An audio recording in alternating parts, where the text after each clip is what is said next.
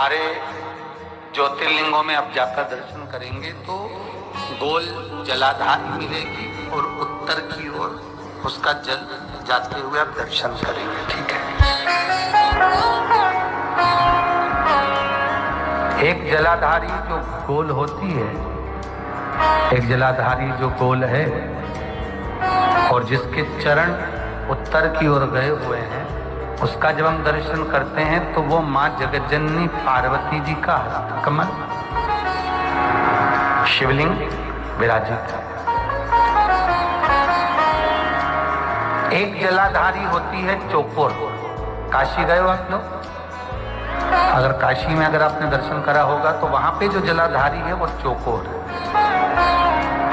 महाराज। एक गोल जलाधारी होती है जो सर्व कार्य करने में, पूर्ण फल देने में प्रबल होती है महाराज। और जो चौकोर जलाधारी होती है ये मुक्ति देने में, मतलब मोक्ष की जो कामना करने वाले होते हैं, मुक्ति की जो कामना करने वाले होते हैं, मोक्ष की जो कामना करने वाले होते हैं, उसके लिए चौकोर जलाधारी का स्मरण कराया जाता है।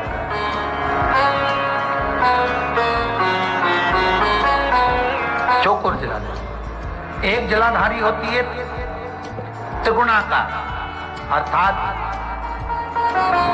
ट्रिंगल, त्रिगुणाकार।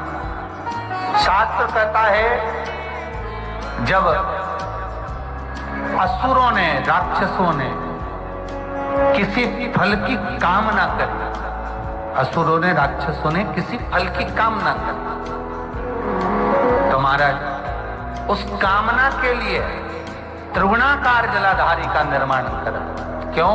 क्योंकि त्रिपुंडधारी, त्रिनेत्रधारी, त्रिशूलधारी, त्रिवेत्रधारी भगवान शंकर को तीन लोक का राज्य का सुख पाने के लिए असुर त्रिगुणाकार जलाधारी का स्मरण कर कर शंकर को अपना बना।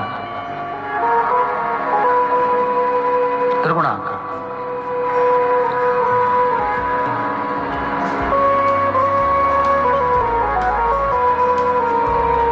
एक प्रसंग बड़ा सुंदर सा है स्कंद पुराण का कि भगवान शंकर पर जो जल चढ़ता है वो उत्तर दिशा की ओर क्यों जाना चाहिए। ठीक है।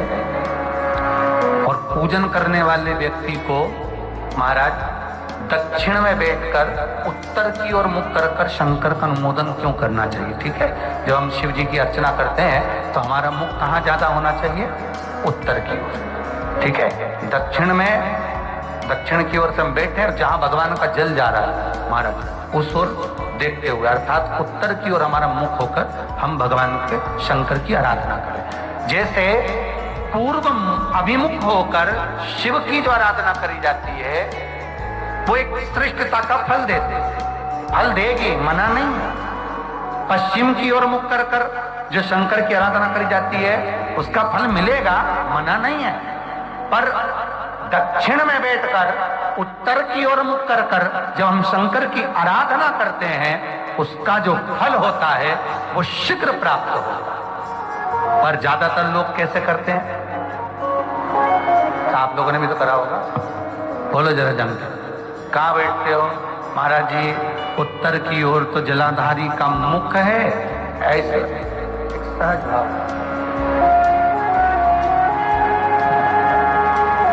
ये शिवलिंग है, ये जलाधार, ये उत्तर की ओर है। तो तुम लोग कहाँ बैठोगे? ये यहाँ जा रही है तो ये शिवलिंग है तो तुम इसके सामने बैठोगे।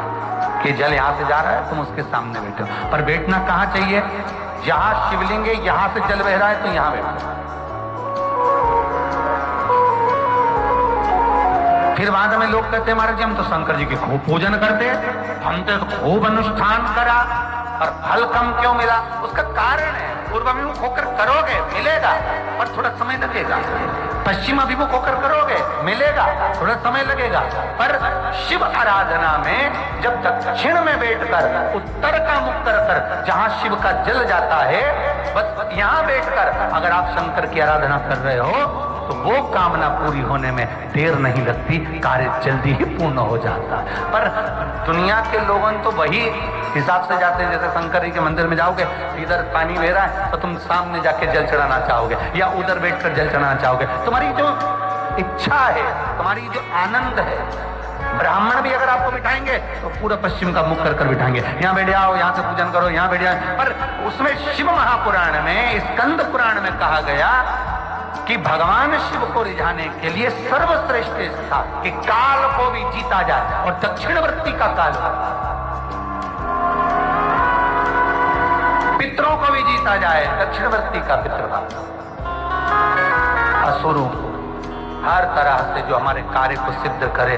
तो उत्तर की ओर क्यों, तो उसका भी वर्णन किया गया महाराज। एक बार बड़ा सुंदर चरित्र भाव से सुनिएगा। कई लोगों के मन में ये प्रश्न आता है कि उत्तर की ओर भगवान का जल क्यों जाता है। एक बार भगवान भूत भावन भूतेश्वर, मेरा शिव, मेरा त्रिकालदर्शी, मेरा कैलाशी, अविनाशी, मेरे शंकर